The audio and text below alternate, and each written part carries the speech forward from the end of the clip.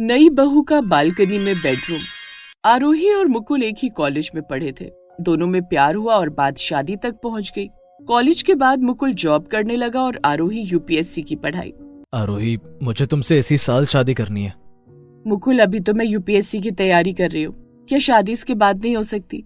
मैं तुम्हारे कलेक्टर बनने के इंतजार में बैठा रहा तो भाभी मेरी शादी अपनी बहन से करा देंगी। मैं सिर्फ तुमसे शादी करना चाहता हूँ आरोही।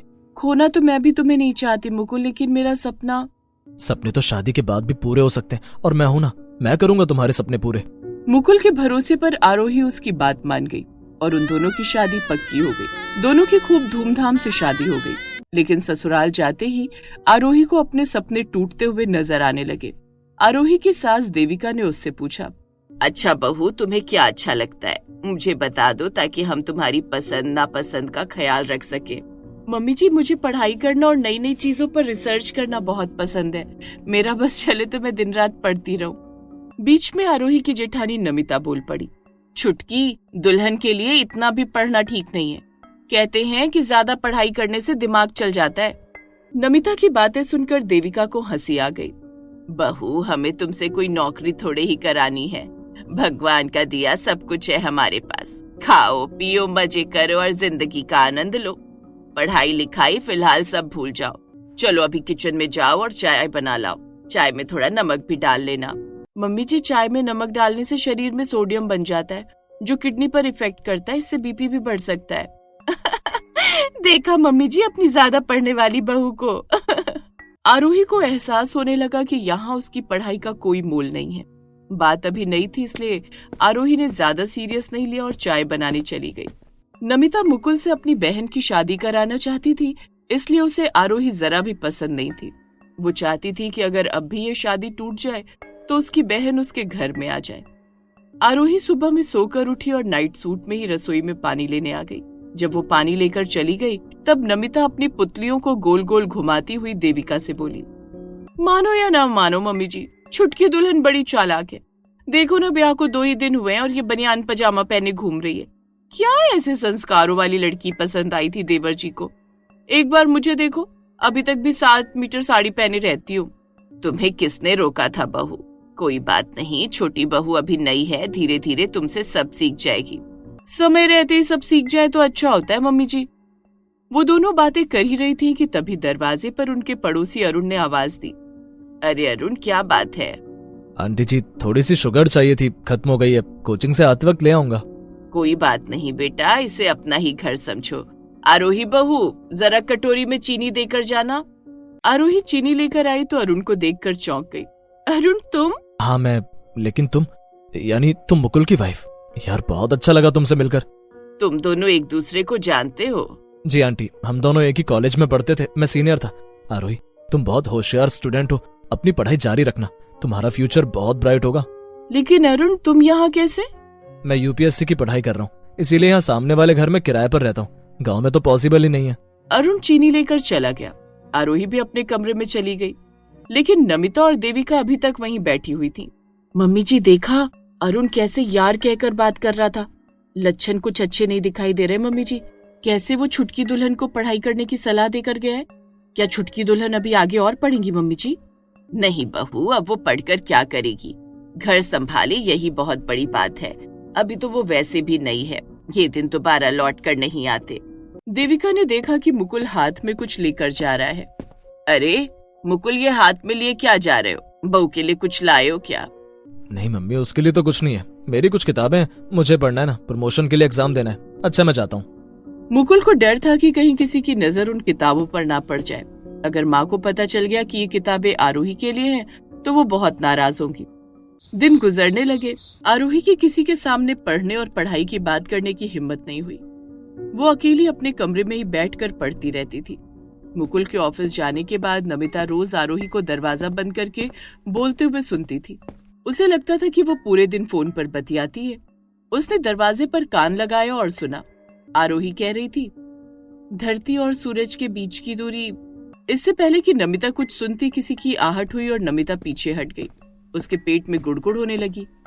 वो दौड़े हुए देविका के पास गई और बोली, मम्मी जी, मुझे तो लगता है छोटी दुल्हन किसी लड़के से रोज घंटों बात करती है। मैंने अभी उसे किसी सूरज नाम के लड़के से बात करते हुए सुना। ये क्या नाप शनाप कह रही हो नमिता बहू, क्या पता उसका कोई जानने वाला हो। सच कह रही हूँ मम्मी जी। जाओ और फ्रिज से ठंडा पानी लेकर पी लो, दिमाग को आराम मिलेगा।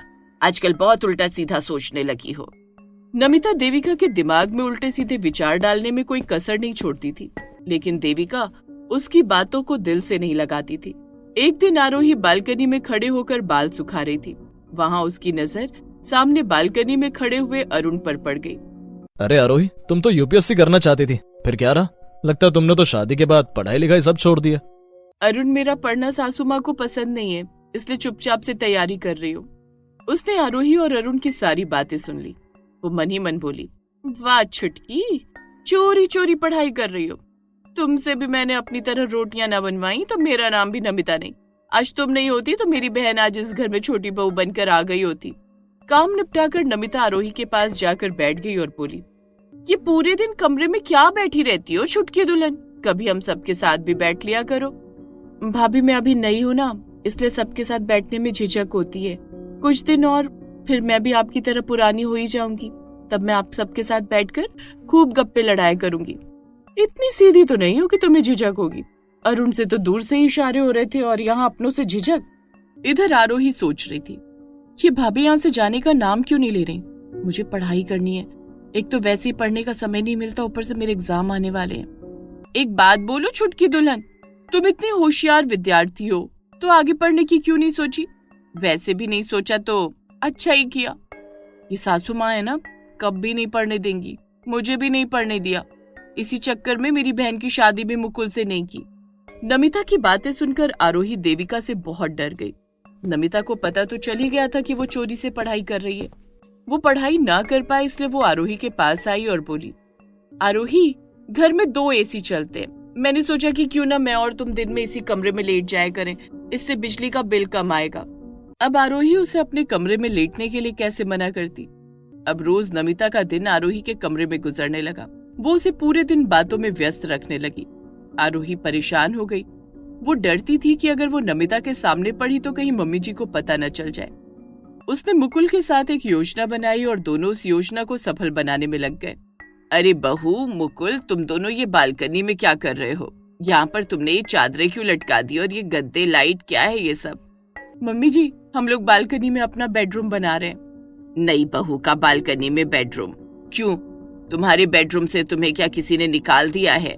नहीं मम्मी जी, देखिए ना, बाहर का मौसम इतना अच्छा है और हम लोग पूरे दिन एसी चलाकर पड़े रहते हैं। इस बात का एहसास मुझे भाभी ने कराया कि हम लोग बिजली में कितने पैसे फूक रहे हैं। आज से हम लोग बाहर की ताजी हवा खाएंगे और रात में चांद तारों को देखेंगे। बताओ कैसा लगा मेरा आइडिया? अरे वाह, ये तो बहुत अच्छी बात है, लेकिन बालकनी में तुम अपना ही बेडरूम बना पाओगी, फिर हम सब कहाँ जाएंगे? मम्मी जी, आप और भाभी एक रूम शेयर कर लो।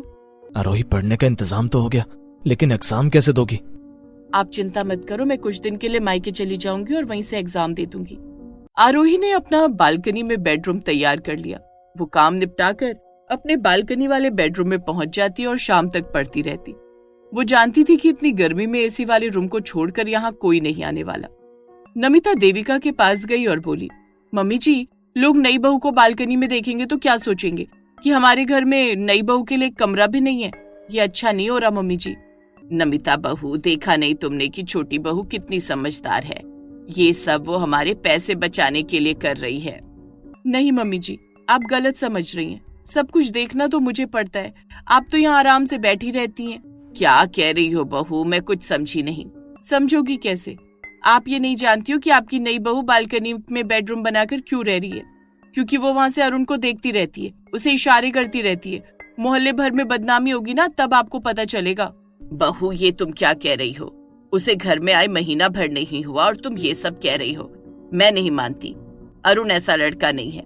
माना कि अरुण ऐसा लड़का नहीं है, लेकिन जब इतनी सुंदर लड़की सामने आ जाए ना तो अच्छे अच्छों का दिल आपे से बाहर हो जाता है मम्मी जी। ये सब सुनकर देविका का दिमाग खराब हो गया। वो आरोही पर नजर रखने लगी। कई बार उसने आरोही को अरुण से बातें करते भी देखा, जिससे उसके दिल में शक और भी गहरा हो गया। इसी बीच देविका परेशान रहने लगी। नमिता देविका को परेशान देखकर बोली, मम्मी जी, जानती हूँ आप छुटकी दुल्हन की वजह से परेशान हो। अगर आपने कोई कदम नहीं उठाया तो चिड़िया फुर्र समझो, उखाड़ फेंकिए नई बहू का बालकनी वाला बेडरूम। सही कह रही हो बहू, आज मैं मुकुल से बात करती। दोपहर बाद मुकुल मिठाई का डिब्बा लेकर घर आया, लेकिन अपनी माँ के चेहरे पर गुस्सा देखकर वो हैरानी में पड़ गया। क्या हुआ, सब ठीक तो है ना माँ? तुम्हारी बीवी का चाल चलन अच्छा नहीं है मुकुल। आज बालकनी से तुम्हारा बेडरूम हट जाना चाहिए, समझे? लेकिन हुआ क्या, मुझे भी बताओगी? नमिता देविका को शांत करते हुए बोली। मैं बताती हूँ। तुम्हारी दुल्हन जानते हो बालकनी में बेडरूम बनाकर क्यों बैठी है? वो अरुण से बातें करती है। उसका अरुण से अफेयर चल रहा है। मुकुल को ये सब सुनकर बहुत गुस्सा आया। बस भाभी, मैं आरोही के खिलाफ एक शब्द और नहीं सुन सकता। मेरी आरोही ऐसी नहीं है। उसने बालकनी में बेडरूम सिर्फ आपकी वजह से बनाया है। आप उसके चरित्र पर उंगली नहीं उठा सकती। मेरी वजह से? उसका शोर सुनकर आरोही भी वहां आ गई। उसकी आंखों में आंसू थे। आरोही बोली, हाँ भाभी, आपकी वजह से। मैं आगे पढ़ना चाहती थी और अपनी एक पहचान बनाना चाहती थी, लेकिन आपने मुझे मम्मी जी का नाम लेकर इतना डरा दिया कि किसी के सामने किताब हाथ में लेने की हिम्मत ही नहीं हुई। देविका नमिता की तरफ देखने लगी। नमिता अपनी उंगलियां दबाते हुए बोली, नहीं मम्मी जी, मैंने कुछ नहीं किया। भाभी, मैं पढ़ ना पाऊं इसलिए आप पूरे दिन मेरे कमरे में रहती थी। सुबह जल्दी उठती हूँ इसलिए रात में नींद आती है, इसलिए मेरा दिन में पढ़ना जरूरी था। इसलिए मैंने पढ़ाई करने के लिए बालकनी में बेडरूम बनाया। और इसके पढ़ने की वजह से आज इसका सिलेक्शन हो गया। ये कलेक्टर बन गई है माँ। ये देखो, मैं आज सबको एक खुशखबरी सुनाने के लिए मिठाई लेकर आया था। आरोही देविका का हाथ पकड़कर बोली, माँ, अरुण मेरे बड़े भाई जैसा है और मुकुल जी के साथ तो मैंने अपनी पसंद से शादी की थी। क्या अब भी आप मुझे गलत समझती हैं? देविका ने आरोही के आंसू पोंछे और उसे गले लगाते हुए बोली, मुझे तुम पर पूरा भरोसा है आरोही। अब ये आंसू पोंछो और मिठाई खाओ। और नमिता, मैं तुम्हें कभी माफ नहीं करूंगी। ना जाने तुमने आरोही से मेरे बारे में क्या क्या कह दिया। माना कि मैं शादी के बाद पढ़ाई लिखाई को मना करती थी, लेकिन मेरा मकसद तो केवल ये था कि तुम लोग अपनी लाइफ एंजॉय करो। किसी की इच्छाएं और किसी की काबिलियत को मारने का मेरा कोई इरादा कभी नहीं रहा। मुझे माफ कर दो मम्मी जी। छुटकी दुल्हन को पढ़ते देख मुझे जलन होने लगी थी कि कहीं ऐसा ना हो ये पढ़ लिख कर बाहर निकल जाए और मैं घर में रोटियां बनाती रहूं। माफ कर दो ना मम्मी जी। ऐसे नहीं, पहले जाओ और बालकनी से उनका बेडरूम हटा दो। आज से नई बहू अपने कमरे में ही रहेगी। नहीं मम्मी जी, उसे रहने दीजिए। रात में मुझे और मुकुल जी को तारों को देखना और उनसे बातें करना बहुत अच्छा लगता है। चलो कोई नहीं, तुम अपने बालकनी वाले बेडरूम में हमेशा खुश रहो। उसके बाद नमिता ने आरोही के खिलाफ जहर घोलना बंद कर दिया और उसके साथ प्यार से रहने लगी।